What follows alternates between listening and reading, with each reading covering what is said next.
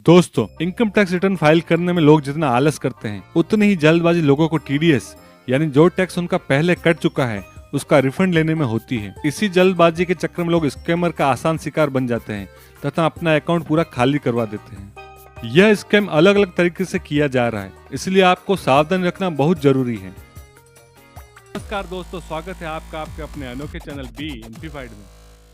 30 जुलाई जो कि ITR return file करने की अंतिम तारीख होती है, उसके बाद लोग अपने टैक्स रिफंड का इंतजार करना चालू कर देते हैं। ऐसी इंतजार की घड़ी में आपको एक मैसेज या मेल आता है कि आपके अकाउंट में 40,000 का इनकम टैक्स रिफंड बन रहा है।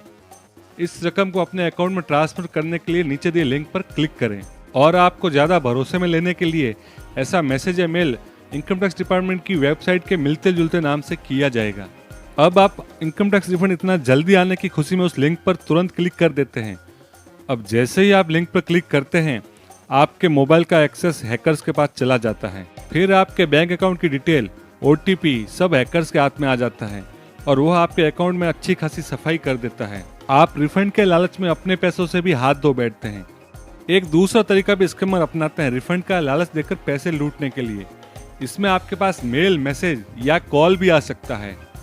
उसमें आपको कहा जाएगा कि आपका 20,000 का रिफंड बनता है, लेकिन आपके बैंक अकाउंट की डिटेल यहाँ प्रॉपर अपडेट नहीं है, इसलिए आपका रिफंड अटका हुआ है। आपको एक फॉर्म का लिंक भेजते हैं।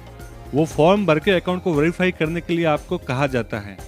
जैसे ही आप उस फॉर्म में अपनी बैंक डिटेल भर देते हैं, तब उसे वेरीफाइड करने के लिए आपको एक ओटीपी आएगा। अब आप सोचते हैं कि शायद बैंक अकाउंट वेरीफाइड करने के लिए ओटीपी जरूरी है।